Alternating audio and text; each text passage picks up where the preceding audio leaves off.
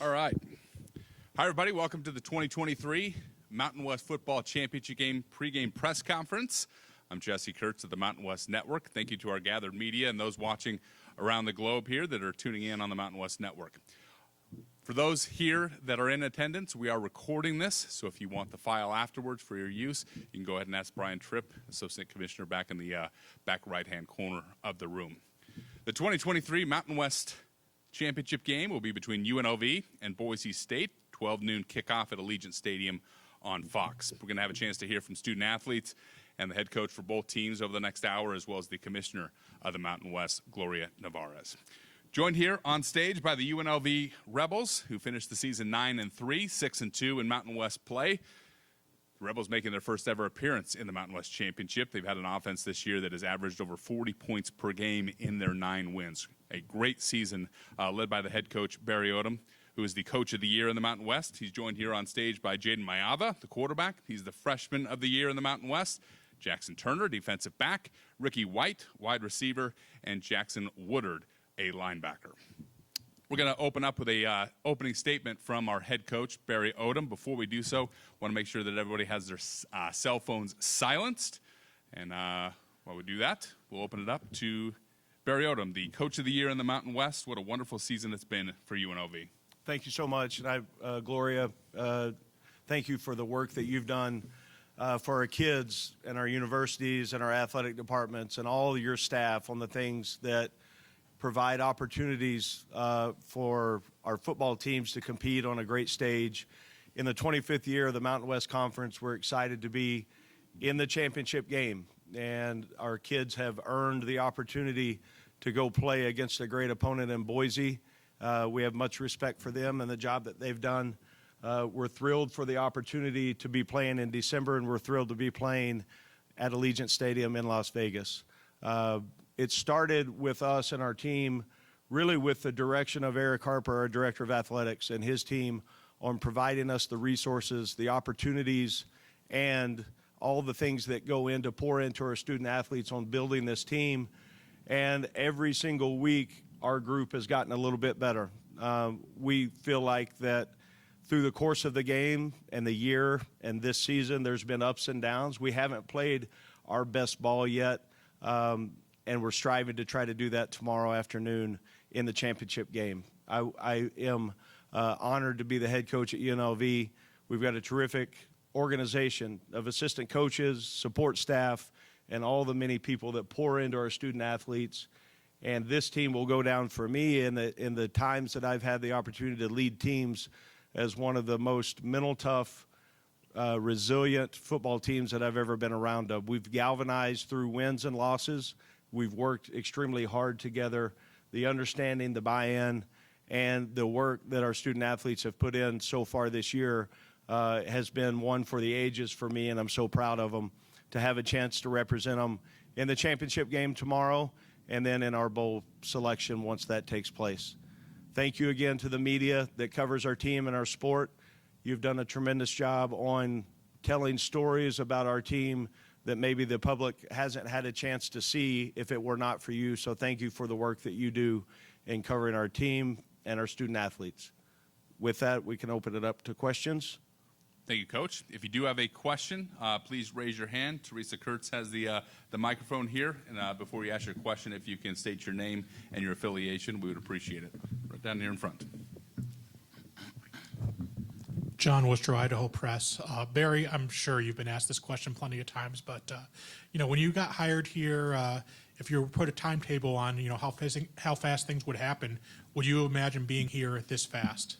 Well, I think there's a lot that goes into answering that question. So I think number one, I was hired on December 6th last season or last year, and the first meeting I had with our team, I thought the message that I wanted them to hear, the seniors didn't want to hear that it was a rebuild. In my mind, it never was a rebuild. It was a challenge to set the standard on what we could do to be as good as we can be every single week. And that started in our winter conditioning program, and then went into spring ball, and then to summer workouts and fall camp. And they just kept, as a team, getting better every single week. And I think the opportunity that we talked about as a team We wanted to compete for a championship, and we didn't know exactly. I told the team yesterday, when we made that statement, we didn't know exactly what that was going to be. We talked about it early. We talked about it December 6th. We talked about it again January 16th when we started back in the winter semester. We talked about it at the beginning of spring practice, and then we talked about it on August 3rd, that we're competing for a championship. And if our habits would align in those ways, then at the end of the year, we would be in position to compete for a championship. We didn't know if it was national. We didn't know if it was conference. We didn't know if it was bowl. But that was our standard on what we were trying to get accomplished with this team.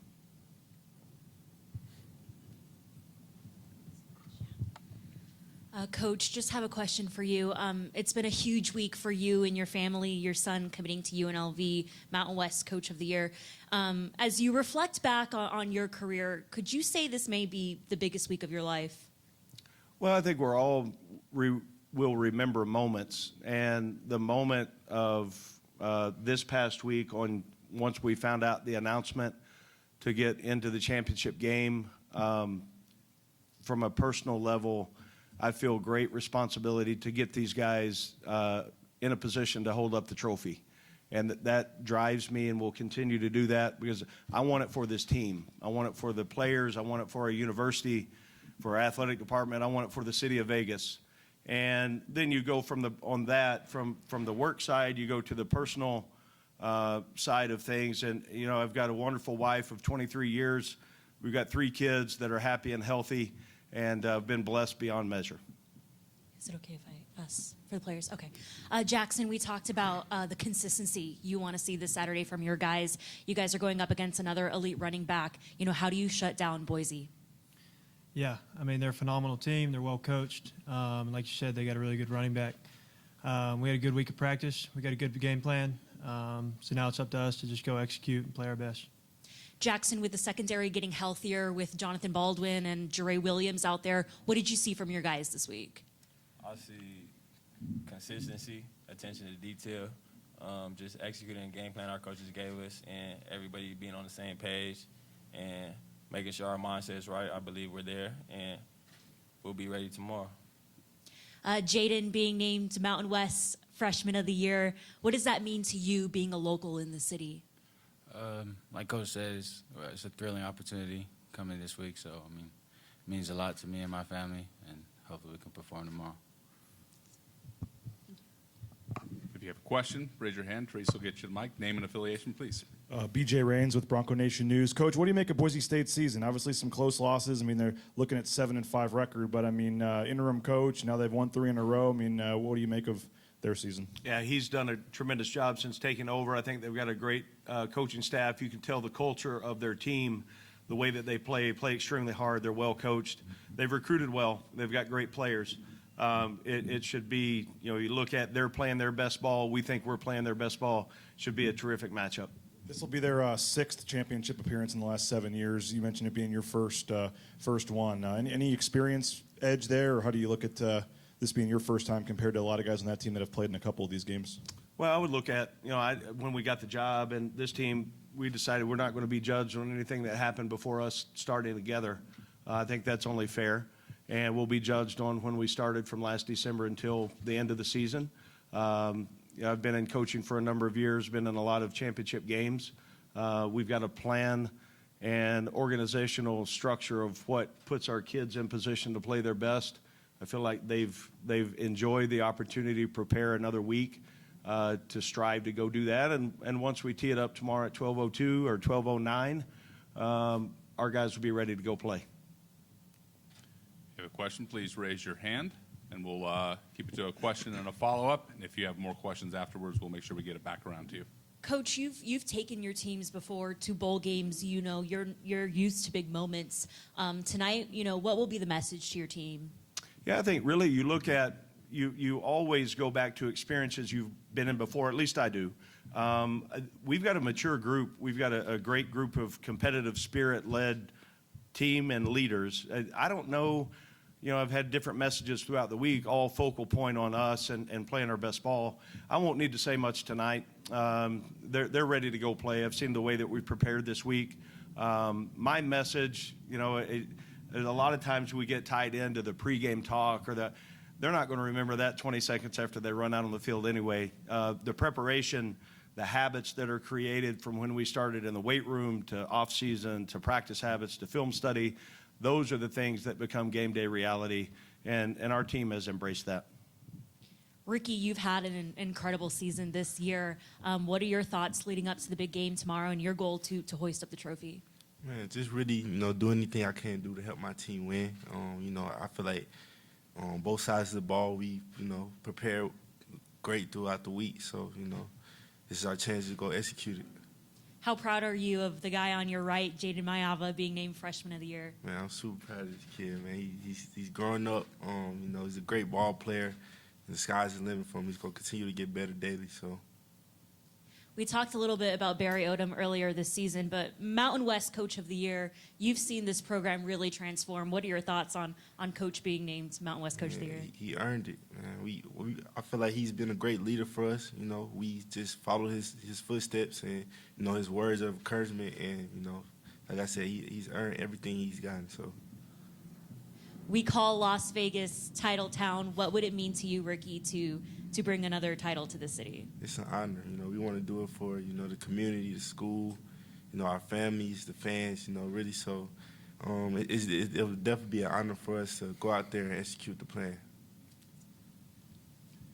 Got a question over here from Jay Tust. Barry, from your time, in the SEC, you've obviously seen a lot of talented players. Ashton Jeanty, I know we asked you a little bit about him, but how does he compare to some of the running backs you've coached against in your time? Yeah, I think what he's done this year, I would say, is one of the best and most productive running backs in college football. He's got a great skill set on the way that he performs, and then also you look at the things that he's doing in receiving. He's leading the team in receptions, in yardage. A terrific player, and what a great opportunity for us.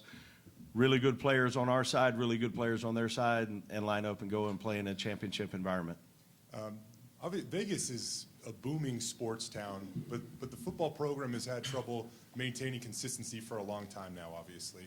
What is it that you feel like you did that came in and allowed you to swing this in such a hurry and maybe untap the potential of this program and of the city? Well, you look at Vegas as 2.5 million people. It's a wonderful city that is built on opportunities. And we look at the opportunity that we've got. There's plenty of space here to have an elite college football program. And the opportunities that these guys have created, earned for themselves, and then now capitalized on. It was first started on hope, vision, and belief. And then once you get into that, then it becomes reality because the things that you talked about are starting to show up. The high school coaching community has been great to us. There's plenty of high school talent. There's 36 high schools in the city. We can keep those kids home. We can win championships with local kids. And the community has been great to our program, to our kids, and to my family specifically. Mike Romalo, Las Vegas Sun. Barry, it's championship week. You said earlier on Monday that you're one of, I think, 20 teams in the country practicing this week. Is there anything different about this practice week from a X's and O's standpoint or from like a procedural standpoint? And does it just feel different? Yeah, our players have really embraced our week of preparation. And the way that our Mondays are structured, we spend a little more time this week in meetings, a little less time on the field. And then our Tuesday and Wednesday, I can't wait when the season is over to get together with a couple other coaches that I have great respect for across the country, because I told them about our Tuesday and Wednesday practices, the last really month of the season, on what they look like. We go good on good, ones versus ones, twos versus twos. And it is as physical of a team as I've ever seen prepare and practice. So that is what works for this team. Every team's a little bit different, but the belief in how we practice, on how we prepare, there's scripted plays that we're going to get done every single day, situations that we need to hit, and that's held true throughout the course of the season, and we maintain that structure this week. And I would say it was probably You look at this week and the last 2 weeks, our most physical, most demanding practice that our football team has done. And there was a point we were going team run, good on good, and I thought about maybe stopping it because it looked like a live game. They practiced the right way. They practiced like champions. And for Jaxen Woodard, has practice felt different this week? What's the vibe that you're getting, as a captain and a guy who's really got the finger on the pulse of your teammates? Yeah, I mean, I think every week we attack it with the mindset of we're going to do everything we can to win that week, go 1-0 that week. And, that's the same mindset we had coming into this week. But obviously we knew that this is the game that we've worked for. This is what we want. So there might be a little more energy, a little more buzz around the team, but no, we're focused. We're ready to go 1-0. Barry, the go-go offense, what makes it with the guy, especially with the guys you have, what makes it so effective? Well, I think you look at what we've done offensive staff on building the offense to create ways to get the ball in our playmakers' hands. It won't work if we can't run the ball, and that's usually most offenses. You've got to be able to establish a running game, and that doesn't mean you've got to line up and run the power play 25 snaps a game. You can be creative in what that looks like. We've got elements of tempo, we've got elements of spread, we've got elements of power football. We've got the ability to go big personnel, we've got the ability to go spread. A credit to our offensive staff on building that to make sure that it showcases and gets the ball in players' hands that need it. And then at the line of scrimmage on how our offensive line, if we can control the line of scrimmage, that makes things a lot easier in the pass game, the vertical sets, and the things that we have built in. But the elements of tempo, huddle, triple option, all of those things go into it. When you look at it really from a defensive lens, it's tough to prepare for. And the things that we try to find ways to put stress on a defense, whether it's perimeter support, whether it's the back end and the coverage, or it's the principles of zone and option football. Can you handle those things? Can you handle them at a tempo?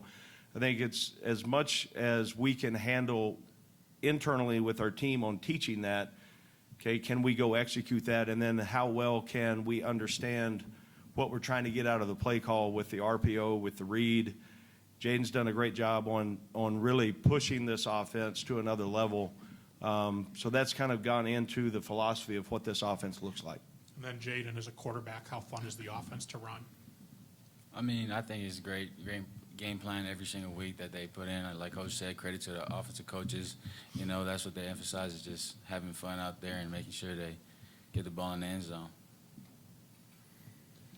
Barry, we asked you a little bit about this Boise State team, but just from a broader perspective, with you being around the college game for a while, what do you think of Boise State, their brand, and what they've done, over the last 25 years as a program? Yeah, historically, they've won some huge games over the years, and you look at our conference, the Mountain West Conference, nationally, you look at the things that on a national stage this conference has done over the years. Boise, a lot of times, is in that conversation. So a lot of respect for them, their program, what they've accomplished, and we're excited about the opportunity to have a chance to play them in the championship game. When you look at the Broncos on defense, earlier in the year, they kind of had trouble generating game-changing type plays. Over the last month and a half, though, Andrew Simpson, Ahmad Hassani, 91 and 10, have really done a good job of disrupting the line of scrimmage. What have you seen out of Boise State's defense as they have kind of taken a little bit of a jump here late in the season? Yeah, they're playing really hard. And not only just hard, but they're playing assignment sound. They're playing good, smart team football. They've got great players on that side of the ball as well. And it starts up front as you look at them. Anytime that you can create problems up front, which they have, that obviously puts the offense behind the sticks and makes it a little more difficult. Kyle Bonnegar with ESPN. Barry, the playoff is expanding next year, but it's mainly going to impact the Power 5 conferences. What do you make of that shift in college football? Do you think there should be an additional playoff for group of 5 teams, or any thoughts on just the structure there? Yeah, we're excited about that opportunity. It's expanding to 12, and we know that we will create the narrative for ourselves, and there'll be a blank sheet of paper in front of us. We get to go write the story, and if we want to be in the playoffs, we'll go earn the opportunity to be there. The way that our schedule sets up next year, if you go and you take care of business every week, there's no way in the world the Mountain West Conference won't be represented in that expanded playoff. Any additional questions for Coach Odom or student athletes? Yeah, Barry, when say a family member from a future class commits to UNLV to play for you, can people infer that you intend to be here to coach him in that time in the future? Yeah, I think you look at the opportunities. We've got compliance. Stephanie, Eric, you're in the. I don't know if I can comment on that or not. If it's your own son. I tried to keep it vague enough. I know you said it all, but saying it. What is the rule on that? Your own son decides to go where to go to school. So I'm not talking as a head coach. I'm talking as a dad. I've got a son that's a freshman linebacker on the team as a walk-on, and then our other son in a recruiting class. So. I think when Harp hired me here, I looked at this program as I believe this can be an elite program in college football. In this conference, in this region of the country, in this city, this is going to sound like maybe a selfish or I sure hope it doesn't. I would love to leave a legacy here because it can be done. We can win at a high level. We've got a great brand. You look at Mountain West Conference, and we may be in the conversation of one of the most stable conferences in all of sport in the way of today's world. And that means a lot to me. And I know what I've got in alignment with our president, with President Whitfield, with Eric Harper, Director of Athletics, and that's really, really important. So I think we're just getting started building this thing. We're in the championship year one, and that's our standard, and that's what we're going to go work to do every single year.